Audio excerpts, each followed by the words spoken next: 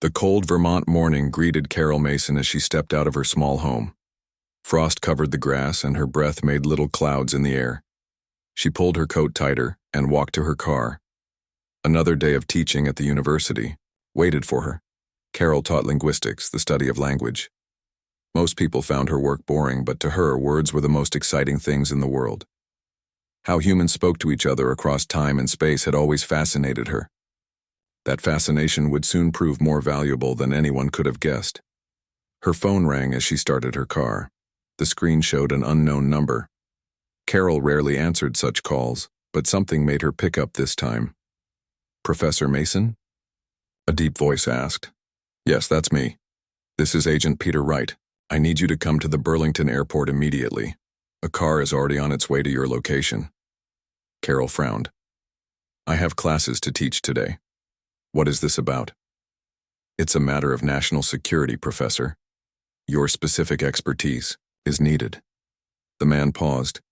"It concerns an unusual communication pattern we've detected." Before Carol could ask more questions, a black SUV pulled into her driveway. "The car is here now," she said, feeling a mix of worry and curiosity. "Good. Please go with them, Professor. Everything will be explained." 6 hours later, Carol sat in a room filled with military officers, scientists, and government officials. Large screens covered the walls, showing strange symbols and patterns. The air felt thick with tension. General Frank Harris stood at the front of the room. "As most of you now know, 3 days ago our deep space monitoring stations picked up signals unlike anything we've ever seen. Yesterday, those signals got stronger. 1 hour ago, we confirmed multiple objects entering our solar system." The room erupted with questions. Carol stayed quiet, watching the patterns on the screens. They seemed somehow familiar to her, yet completely foreign at the same time. Agent Wright sat down beside her. "You see something, don't you?" Carol nodded, slowly. "These patterns, they're not random. There's structure here like a language, but it's not just about passing information." "What do you mean?" "Human languages carry meaning, but they also carry social signals. Who has power? Who should listen? Who should speak next? These patterns seem almost entirely about authority." A loud alarm cut through the room. Everyone turned to the main screen as satellite imagery appeared, showing multiple large objects entering Earth's atmosphere. "They're here," General Harris announced grimly. Over the next 48 hours, the world changed forever. Giant ships positioned themselves over major cities across the globe. Smaller vessels descended, landing in fields and open spaces. Attempts to communicate failed. Military responses proved useless against their shields. The visitors called themselves the Virillians, at least that's what the translation teams thought. They began setting up strange equipment in various locations, ignoring humans completely unless approached, at which point they would emit painful sonic bursts to drive people away. Carol worked day and night in the makeshift command center, studying every piece of communication they could intercept. Her son Jack stayed with her, refusing to be separated during such a crisis. At 15, he was smart enough to understand the gravity of the situation, but optimistic enough to believe they would find a solution.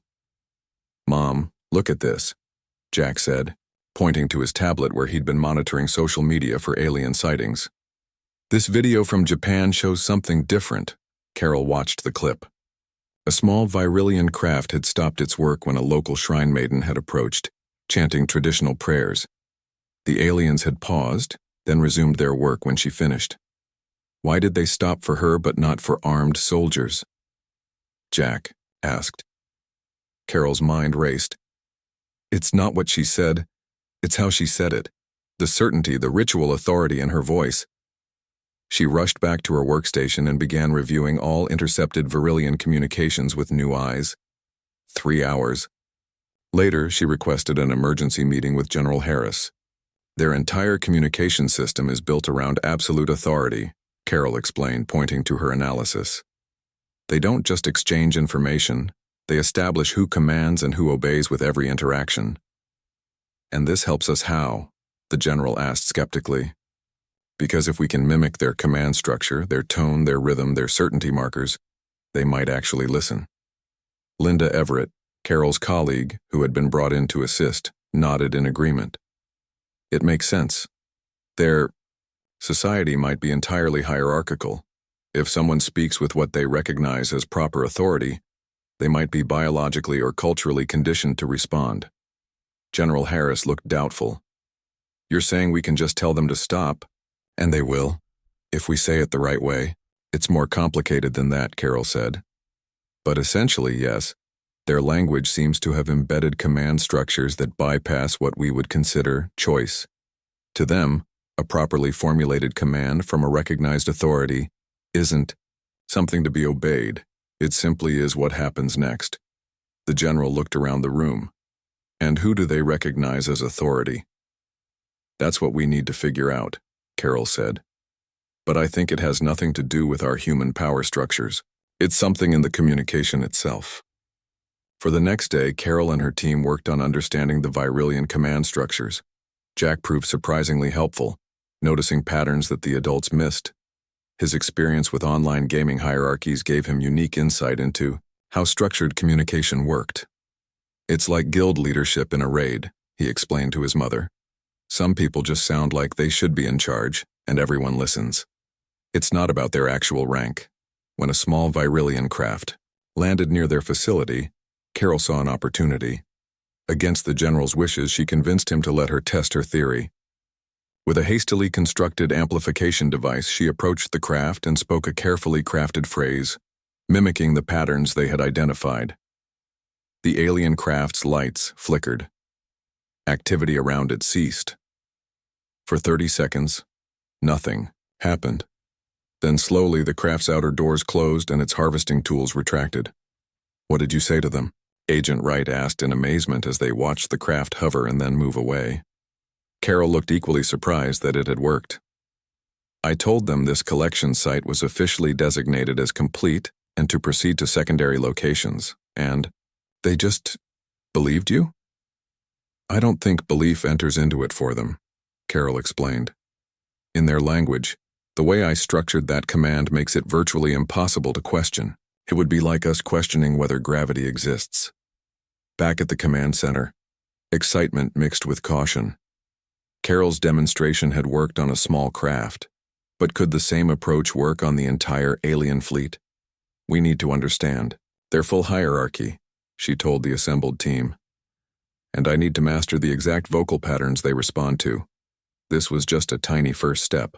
As night fell, Carol stood by the window, looking at the alien ship hovering in the distance. For the first time since they had appeared, she felt a glimmer of hope. Somewhere in the puzzle of language and authority lay the answer to saving their world. Jack joined her at the window. You did it, Mom. She put her arm around his shoulders. Not yet, but I think I know how we might. In the sky above them, more Virillian ships arrived. Whatever Carol had started, she would need to finish quickly. The fate of humanity might rest on finding the right words, spoken with the right voice. Morning came with reports of more Virillian ships entering Earth's atmosphere. The aliens had stepped up their harvesting operations overnight. Fields of crops disappeared. Water was being drained from lakes and rivers. Minerals were extracted from the ground at alarming rates. The world's government scrambled to respond, but weapons proved useless against the alien shields. Carol barely slept. She spent the night studying the recordings of Virillian communications, trying to understand the complex patterns of their language. Her small success yesterday gave the team hope, but they needed more than hope now. They needed a solution. General Harris entered the command center with a grim face. The president wants results, Professor Mason. We've lost 3 fighter jets, trying to stop the aliens from draining Lake Michigan. I need more time, Carol said. Their language isn't just words. It's built on concepts we don't fully understand yet. We don't have more time, the general replied. Jack, who had fallen asleep on a cot in the corner, sat up. Mom, remember how you always say language has layers? Maybe you're thinking too hard about this. Carol looked at her son. What do you mean? In my games online, the raid leaders don't just say the right words. It's how they say them. The confidence, the tone. Nobody follows someone who sounds unsure. Linda Everett nodded. The boy might be on to something. Language isn't just syntax and vocabulary. It's delivery, conviction, cadence.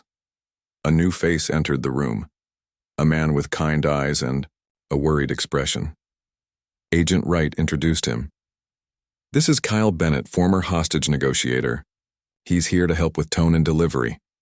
Carol greeted Kyle with a tired smile. Perfect timing. We were just discussing the importance of how words are said, not just what words are said. That's been my entire career, Kyle said. Words can save lives or end them, depending on how they're delivered. The team spent the morning analyzing the small success Carol had achieved with the harvester craft. Kyle pointed out the patterns in her voice when she spoke the command that made the aliens respond. You dropped your voice at the end of the phrase, he noted. Your tone became absolutely certain, like there wasn't any other possible outcome. Carol practiced speaking with different tones, while the team measured the sound patterns. By mid-afternoon, they had created a rough guide to Virillian command speech. I think we're ready for a bigger test, Carol told General Harris. The general wasn't convinced. The president wants us to prepare for a coordinated military strike. That will get more people killed, Carol argued. Give me one more chance. Reluctantly, the general agreed. They selected a medium-sized Virillian ship that was harvesting in a nearby forest. Carol would attempt to command it to stop operations temporarily. As they prepared the communication equipment, a young woman was brought into the command center. Agent Wright introduced her as Olivia Martinez, a teenage prodigy in communications technology. She's designed a device that might help amplify your voice patterns to match Virillian frequencies, Wright explained. Olivia, shy but confident, demonstrated her device. It doesn't just make your voice louder, it enhances the specific frequencies that seem important in their language. With the new device ready, Carol, Kyle, and a small team drove to the forest edge where they could see the Virillian harvester at work. Trees were being systematically uprooted and processed through strange machines. Carol felt her heart pounding as she prepared to speak. Kyle placed a hand on her shoulder. Remember, absolute certainty. No room for doubt in your mind or your voice. She nodded, took a deep breath, and spoke into Olivia's device. The words came out transformed, carrying undertones and overtones that human ears could barely detect. The phrase she used was carefully constructed to order a temporary halt to harvesting operations. For 10 long seconds, nothing happened. Carol's hope began to fade. Then, with a high-pitched hum, the alien harvester stopped. Its lights changed color and the cutting beams shut down. It worked, Kyle whispered. But their victory was short-lived. From above, a larger ship descended. It hovered over the harvester, bathing it in a purple light. The harvester's original lights returned, and it resumed operations. What happened? General Harris demanded through their communication link. Carol watched the interaction carefully.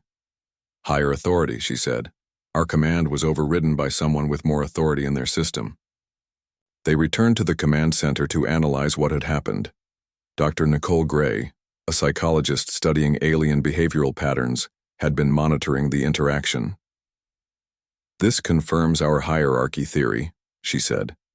The Virillians operate on strict command chains. Your voice carried enough authority to command a worker ship, but not enough to override a supervisor. So we need to speak with the voice of their highest authority, Carol concluded. The fleet commander, General Harris said, pointing to the largest ship hovering above New York City. But how do we even reach it? Our signals can't penetrate their shields. Sam Wilson, the local sheriff who had been helping coordinate ground operations, spoke up for the first time. When I was in the Army, we didn't always need to jam the enemy's communications. Sometimes we just needed to get on their frequency. This gave Olivia an idea.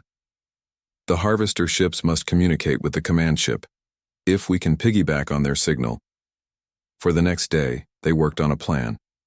Olivia and Jack worked together on modifying the communication device.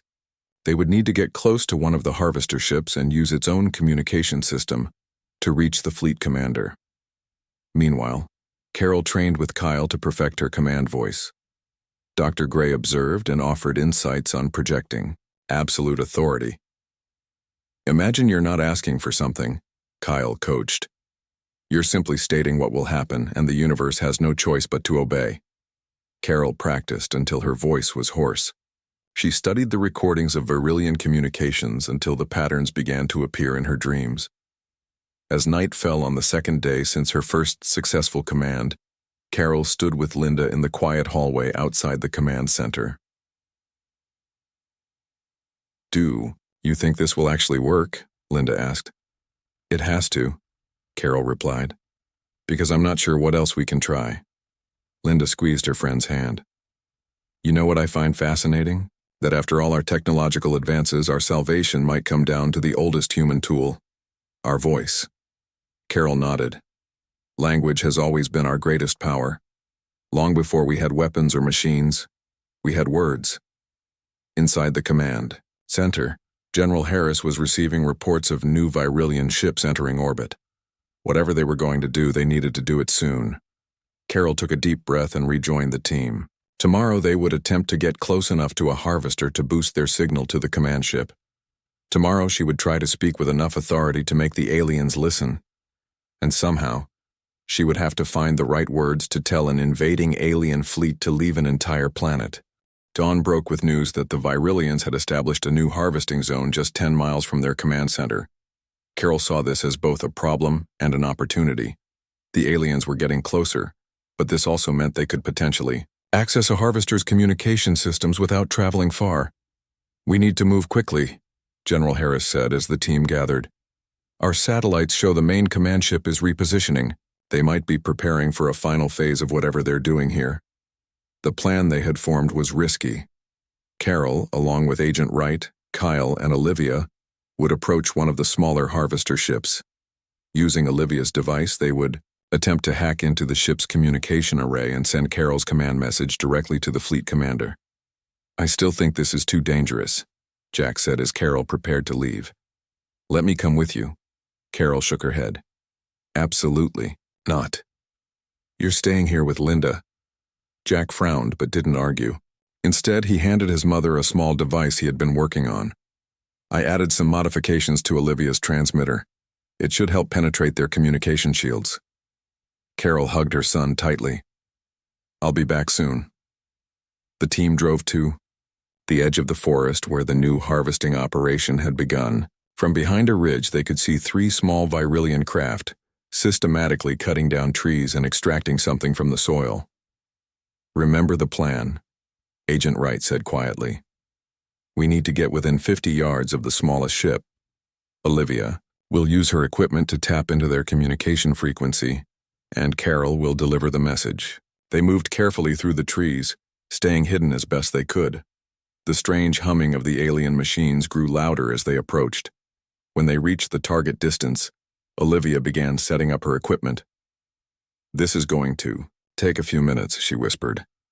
While they waited, Kyle reviewed the command phrases with Carol one last time. "Remember, absolute certainty. No hesitation." Carol nodded, but inside she felt far from certain. What if she got the syntax wrong? What if her voice didn't carry the right authority? The fate of the entire planet might depend on how she spoke. A few sentences in an alien language she barely understood. "I've got it," Olivia said suddenly. "I'm tapped into their communication network." "How can you tell?" Agent Wright asked. "The patterns match what we recorded from their ships. Plus my equipment isn't melting, which is always a good sign." Carol took a deep breath. "I'm ready." Olivia handed her the microphone. "When I give the signal, speak clearly, and don't stop, no matter what happens." Carol nodded, her heart pounding in her chest. Kyle put a reassuring hand on her shoulder. "You can do this," he said quietly. Olivia made a few final adjustments, then nodded to Carol. "Now." Carol began speaking the carefully constructed command phrase. Her voice, amplified and modified by Olivia's equipment, sounded strange even to her own ears. The words carried undertones and overtones that seemed to vibrate in the air around them. The effect was immediate. The harvester ship stopped their work. Lights on their hulls changed from blue to a pulsing purple. "It's working," Agent Wright whispered. But then something unexpected happened. The largest of the three harvesters turned toward them, its scanning, beams sweeping the forest floor. It had detected them. "Keep going," Kyle urged Carol. "Don't stop." Carol continued, her voice growing stronger as she repeated the command phrases. The harvester moved closer, hovering just above the trees near their position. "I think we have a problem," Olivia said nervously.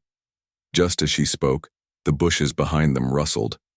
Everyone tensed, expecting alien security drones. Instead, Jack emerged, breathing hard. "Jack?" Carol gasped, momentarily losing her place in the command sequence. "I followed you," Jack admitted. "And I'm glad I did. Your signal isn't reaching the command ship, it's being blocked." "How do you know?" Agent Wright demanded. "Because I've been monitoring their frequencies from my tablet. They have a firewall system." Before anyone could respond, a bright light bathed them all. The harvester had found them and now hovered directly overhead. A high-pitched whine filled the air. "Keep speaking, Carol," Kyle shouted over the noise. Carol tried to continue, but the sound from the ship was overwhelming. Jack rushed to Olivia's equipment and plugged in his own device. "What are you doing?"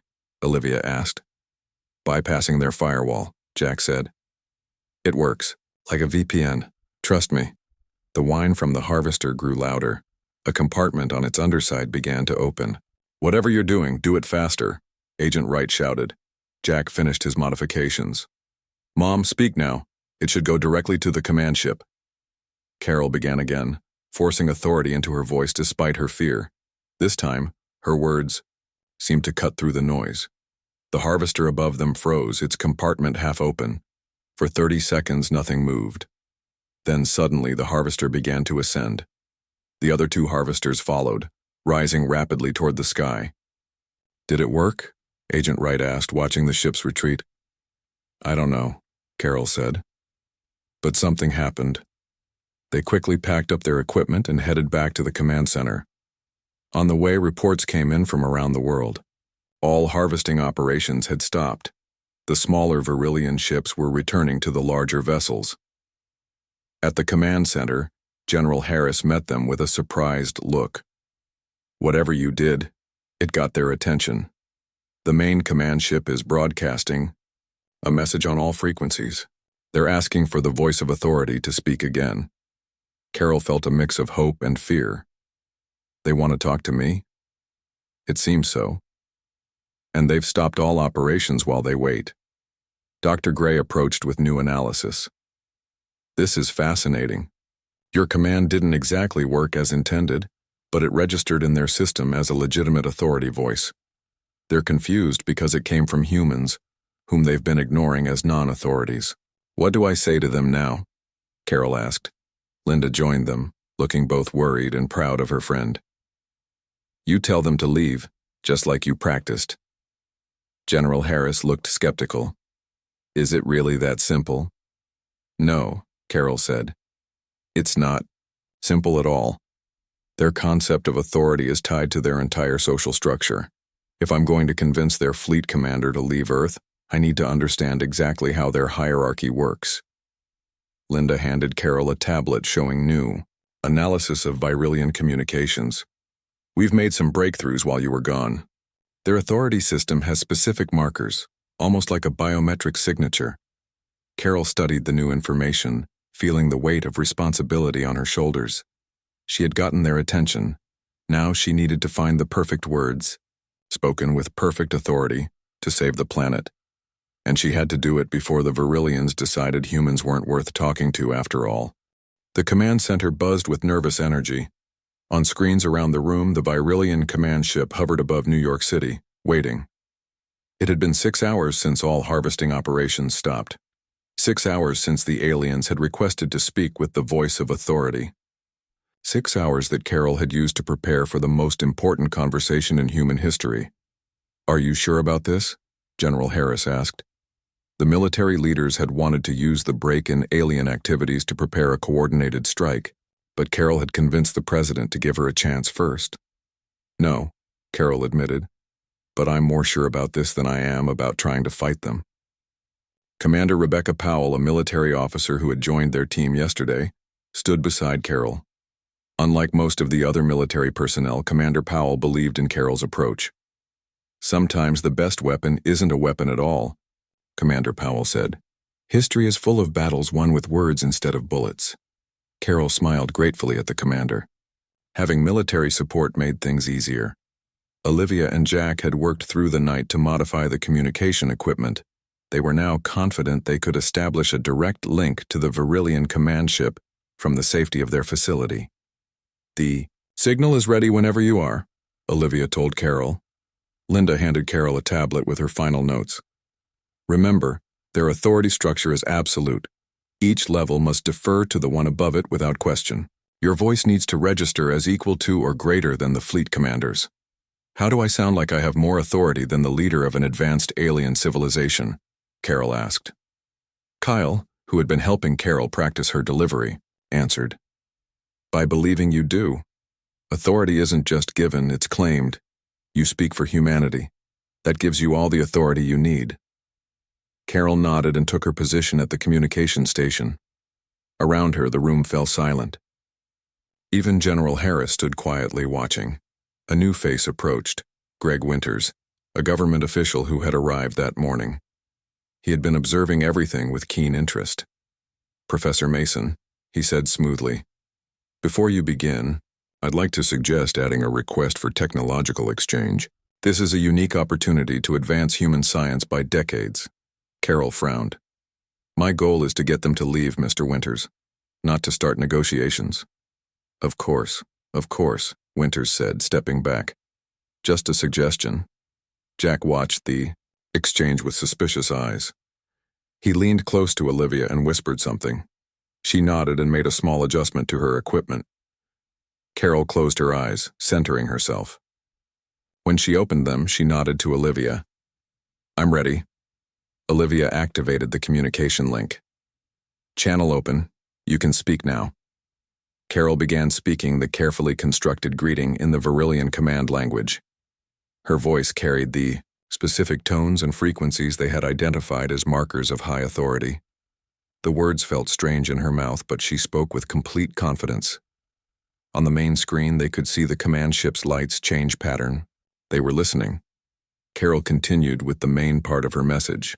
A clear command for all Virillion forces to cease harvesting operations permanently and leave Earth's solar system. She spoke without hesitation, her voice carrying the absolute certainty that Kyle had helped her practice. When she finished, the room was silent. Everyone held their breath waiting for a response. Minutes passed. Nothing happened. "Did they hear me?" Carol asked anxiously. "The signal was strong," Olivia confirmed. "They heard you." Suddenly, Greg Winters moved quickly to the communication console.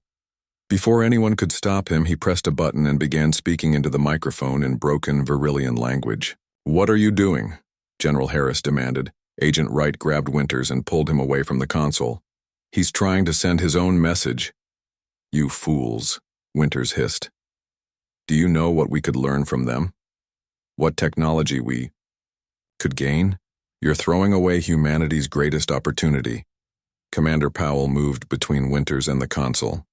"Security, remove Mr. Winters from this facility immediately." As Winters was led away, Jack approached the console. "I think he messed up our signal," he said worriedly. On the screens, the Virillion command ship's lights had changed to a pulsing red. Smaller ships began to deploy from its hangars. "What's happening?" Carol asked, her heart sinking. Dr. Gray studied the alien ship's patterns. "I think Winters' interference was seen as a challenge or contradiction to your authority. In their system, that's probably a serious violation. We need to reestablish communication," Linda said urgently. "Carol needs to reassert her authority, but the equipment wasn't responding." "Winters did something to the system," Olivia said, working frantically at the controls. "Can you fix it?" Carol asked. "Yes, but it will take time." "Time we don't have," Commander Powell said, pointing to the screen. The smaller Virillion ships were spreading out across the sky above New York. Jack suddenly spoke up. "We don't need to fix this equipment, we just need a strong enough broadcast signal." He turned to Commander Powell. Do military satellites have communication capabilities? Yes, but can they broadcast on the frequencies we've been using to talk to the Virillians? Commander Powell considered this. Theoretically, yes, but we'd need direct access to satellite. Controls. General Harris stepped forward. Which I can authorize. He turned to Carol. If we give you that platform, can you fix what Winters broke? Carol nodded firmly. I can try. The next hour was a blur of activity. Commander Powell worked with military technicians to establish a link to a communication satellite. Olivia and Jack reconfigured their equipment to interface with the satellite's systems. Dr. Gray and Linda helped Carol refine her message to address the disturbance caused by Winters. You need to not only restate your command, Dr. Gray explained, but also explicitly reject the contradicting voice as unauthorized. Finally, they were ready. The Virillian ships had formed a pattern above New York, but had not yet taken hostile action. They seemed to be waiting for something. Satellite link established, Commander Powell announced. Broadcasting at maximum power. Carol took a deep breath and began speaking. First, she identified herself as the true voice of authority for Earth. Then she declared Greg Winters' message unauthorized and invalid. Finally, she repeated her command for the Virillians to leave with even more force and certainty than before. The room fell silent again as they waited for a response. On the screen, the small Virillian ships hovered motionless. Then slowly, they began returning to the command ship. The red lights on the command ship faded, returning to their normal blue glow. It's working, Jack whispered, but their relief was premature. A new signal came through, a direct response from the Virillian command ship. Strange sounds filled the room, similar to Carol's speech patterns, but deeper and more complex. They're testing you, Linda said, analyzing the transmission. The fleet commander is speaking directly to you, challenging your authority. Carol felt a chill run down her spine. This was it, the final test. She would need to respond correctly or everything they had worked for would be lost. What do I say? She asked quietly. Commander Powell stepped forward. You say what you've been saying all along. This is our world. They need to leave. She placed a hand on Carol's shoulder. And you say it like you absolutely believe it. Carol nodded and faced the microphone one more time. Whatever happened next would determine the fate of humanity. Carol stood alone at the microphone. Though the room was filled with people, in this moment it felt like just her and the alien voice echoing through the speakers. The Virillian commander's message finished, leaving a heavy silence. Do you understand what they're asking? General Harris whispered. Linda nodded, studying her tablet. The commander is demanding proof of Carol's authority. In their system, authority must be absolute and unquestioned. How do I prove something like that? Carol asked. Dr. Gray approached with her analysis. From what we've learned about their society, authority isn't just given. It's demonstrated through unwavering certainty and the complete absence of doubt. Commander Powell added, it's not about proving your rank.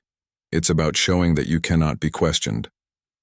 Carol closed her eyes, thinking of everything she had learned about the Virillians, their rigid hierarchy, their need for absolute certainty, their inability to process contradictions in authority.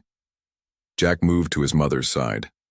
Mom, remember when you taught me about different types of language? How some cultures speak in ways that leave no room for debate? Carol looked at her son, suddenly understanding. This isn't about saying the right words, it's about speaking a truth they can't question. She turned back to the microphone. This time, she didn't think about alien syntax or command structures. Instead, she thought about Earth, her home, her son's future, humanity's right to exist without interference. Carol began to speak. Her voice was different now, not mimicking alien patterns but speaking from a place of pure human conviction. She told the Virillians that Earth belonged to humanity, not as a claim or a request, but as a fundamental truth of the universe that could not be debated. She explained that humans might seem disorganized and contradictory to the Virillians, but that was their strength, not their weakness. Humans chose their authorities rather than being bound by them. This made human authority more powerful, not less, because it was freely given, and could be freely withdrawn. As she spoke, the lights on the command ship began to pulse in a new pattern. No one in the room had seen this pattern before. "Keep going," Linda whispered. "Something's happening." Carol continued, explaining that the Virillians must leave not because she commanded it, but because the alternative was impossible in the natural order of things. She wasn't asking.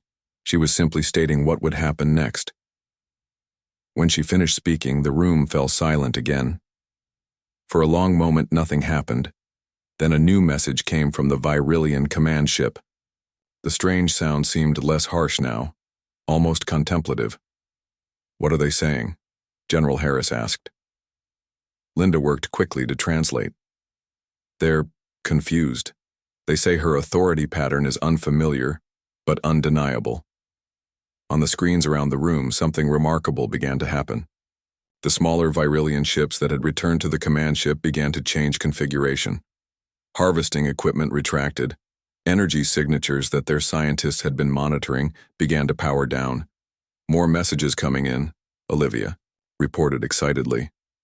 "From our teams worldwide, all Virillian ships are powering down their harvesting equipment." Commander Powell watched the screens in amazement. "They're actually listening."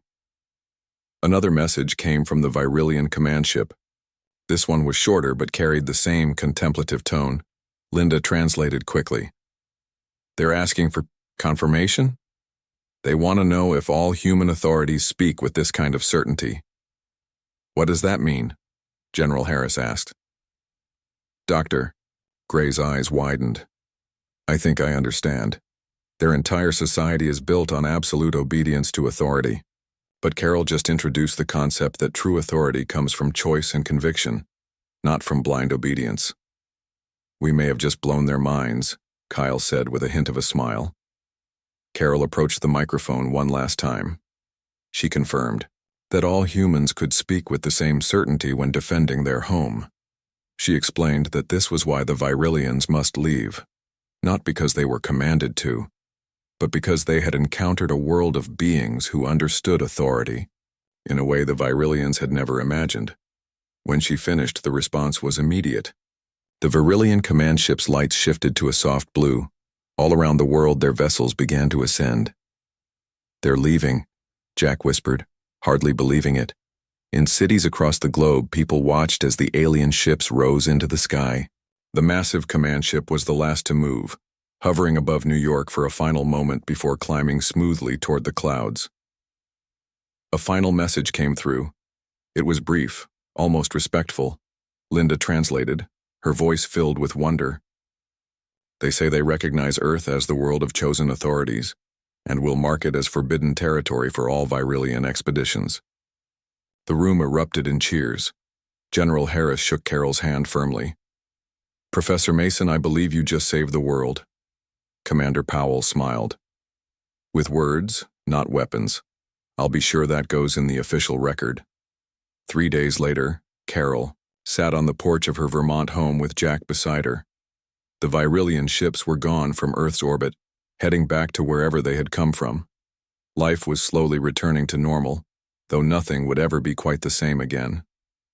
"Mom," Jack said, looking up at the stars, "what did you really say to them at the end?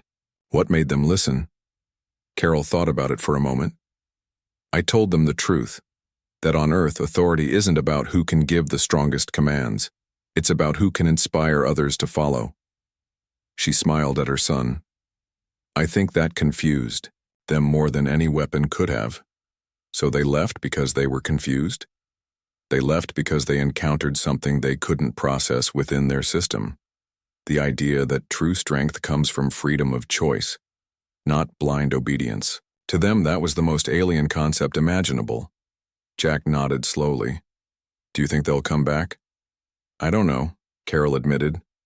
"But if they do, they'll find the same thing waiting for them, a planet full of people who choose their own path." As they watched the night sky together, Carol thought about how strange it was that humanity's greatest defense had turned out to be something so uniquely human: the ability to question authority, to choose who to follow and why. The world had changed forever. Universities were already establishing new departments to study Varillian language and technology. Governments were forming new alliances to prepare for possible future encounters with alien civilizations. And Carol Mason, who had only wanted to teach her students about the power of words, had shown the world just how powerful words could truly be. Not as weapons, but as bridges, even bridges between entirely different worlds. She had told the aliens to depart, and they actually did.